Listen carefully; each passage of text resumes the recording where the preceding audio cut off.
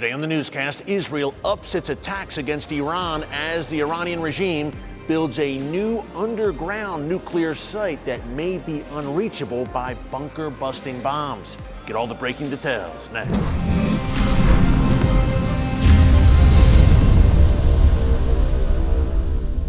Hey folks, Erick Stakelbeck here. Welcome to the Watchman Newscast. I am not on the usual Watchman set. I am attending the National Religious Broadcasters Convention in Orlando, Florida. The NRB convention is a prime gathering of Christian media members and influencers every year, and this year is very special.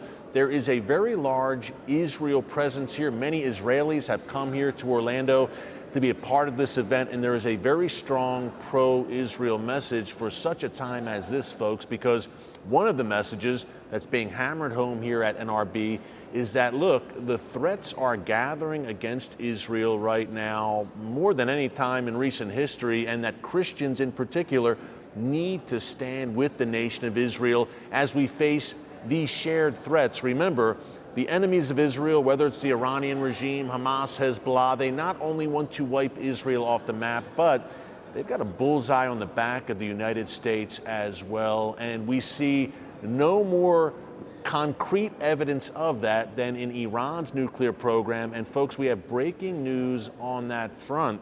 Brand new underground nuclear tunnels being dug around Iran's Natanz nuclear site. And reportedly, these tunnels may be unreachable even by bunker-busting bombs. They are that fortified and that deep underground. We're going to break it down in a minute. Before I do, I just want to encourage you to subscribe to the Watchman News channel right here on YouTube and click the notification bell so you get alerts every time a new video is posted. So much is going on right now, folks, in the world's most volatile and strategic region, the Middle East, that you don't want to miss any of our daily commentaries right here on the channel. And with these brand new, well, not brand new necessarily, Iran has been digging these tunnels for about 2 to 3 years. Again, they are surrounding the Natanz nuclear site, which Israel has targeted with sabotage over the past few years in an attempt to hamper Iran's efforts at that very vital site in Natanz. But it is a mountainous region, and these tunnels around Natanz are being dug, literally, folks, beneath mountains, deep beneath, hundreds of feet beneath the ground. They are heavily fortified, and the concern among U.S. and Israeli officials is that it may be very difficult to reach these facilities deep underground, even with bunker-busting bombs. Now, Israeli officials say, look, where there's a will, there's a way. We will find a way to neutralize these underground tunnels, but it poses a problem for sure. We've laid out here in the newscast previously that there is a track record here of Israel acting preemptively when an enemy nation in its neighborhood seeks to develop nuclear capabilities. Look no further, of course, than 1981 when Israel struck the Osiris reactor in Iraq, and then fast forward to 2007 when Israel eliminated Bashar al-Assad's nuclear reactor. Big difference here with Iran. The Iranian program is spread out throughout the country, and Iran is a vast country spread out across that country, and many, as we're discussing, of these facilities are fortified and buried deep underground. So it would be a challenging mission, to say the least, for the Israel Defense Forces, but Israel has shown the capability over the decades of successfully carrying out many daring and improbable missions. So stay tuned, because that strike against Iran's nuclear facilities could be fast approaching. 2 speeches this week that we want to break down that are relevant to that subject. Number one, the head of the Israel Defense Forces, General Herzi Halevi, made a very revealing speech at the Herzliya conference in Israel, in which he said, look, Iran is taking steps right now, including, of course, these fortified underground tunnels and building them. Iran is taking steps right now in its nuclear program that may force us to take action. Again, folks, this is the head of the Israel Defense Forces laying down the gauntlet and saying, look, if Iran continues on this path, we are going to have to take action, and we'll do it alone if we have to. Not only the Israel Defense Forces, but Benjamin Netanyahu, the prime minister, other Israeli decision makers, they are lockstep on this issue. They say to the world, particularly the United States, if you don't want to come alongside with us here, we will act alone. This is an existential threat to the nation of Israel. So very important that Halevi said that. And he said, look, Iran is approaching the point of no return. We know that in order to build nuclear weapons, you need to enrich uranium at a 90% clip.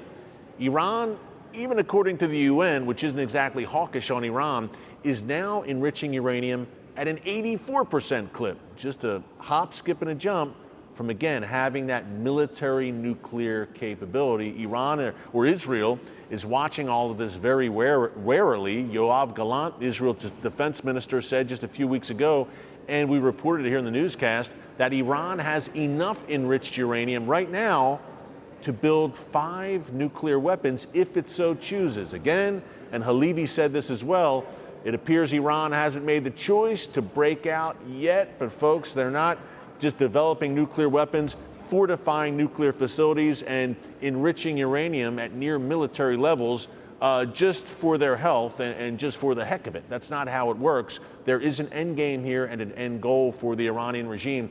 Speaking of Yoav Gallant, before we go, we had the Halevi speech. Yoav Gallant, again, Israel's top defense official, some very revealing comments as well this week. He said, number one, that look, Israel has increased significantly its attacks against Iran inside of Syria. Gallant said that since the Netanyahu government took office back in late December, Israel has actually doubled its attacks against Iran and its allies in Syria. Now, we know that Israel has carried out hundreds of airstrikes in Syria against Iran, Hezbollah, and those various proxies over the past several years. But Gallant is saying that Israel has now doubled them. Folks, things are reaching, Israel and Iran are on a collision course, and things are reaching that climax point, that, again, point of no return, whether it's Iran's nuclear program, whether it is Iran's presence in Syria at Israel's northern doorstep, and Iran continuing to equip and arm its proxies, that ring of fire that surrounds Israel from Hezbollah to Hamas, Palestinian Islamic Jihad, the Houthis in Yemen, those militias in Syria and Iraq. Iran is arming them to the teeth with rockets, missiles, and attack drones. All that said, Israel and Iran are clearly heading, and we know it's coming, folks, eventually, towards a major confrontation. It is unavoidable. And one last point on that front, Gallant also said that Iran is now using merchant vessels as what he called floating terror bases. Iran is using not warships, but regular ships. They're equipping them with drones and missiles, and they're putting them off to sea. We know about the maritime battles that Israel and Iran, that shadow war at sea that Israel and Iran have engaged in over the past 2 years or so. Gallant says clearly Iran's still advancing in that front, on that front as well. So needless to say, as I mentioned earlier, you'll want to subscribe and join us here every day on the Watchman News channel, because a lot, and I mean a whole lot, folks, is happening in the world's most strategic region. And what happens in the Middle East does not stay in the Middle East. It will profoundly affect you no matter where you live. The good news for Israel is, number one, yes, the Israel Defense Forces are very prepared. I've been in drills with them on the ground. They know what's coming and they're prepared. But number two, even better, the book of Psalms says that God Almighty, the God of Israel, observes Israel's enemies and the actions they're taking, and he quite literally laughs. So be encouraged, take heart. God Almighty is still on the throne. From the NRB convention in Orlando, thanks for joining us today. Tomorrow, quick programming note, newscast, Watchman Newscast live stream. We usually do it on Wednesdays. We'll do it tomorrow, Thursday, May 25th. So join us live here on the channel between 4 and 5 p.m. Eastern Time, and bring your questions for our Q&A session. Until then, thanks for joining us. God bless you. And remember, never hold your peace. Hey everyone, thanks for checking out the Watchman Newscast. Make sure you hit the subscribe button so you never miss an upload, and tap the bell icon so you're notified every time a new video is posted. And don't forget to share your thoughts, insights, and comments below. Thanks for watching. We'll see you back here tomorrow.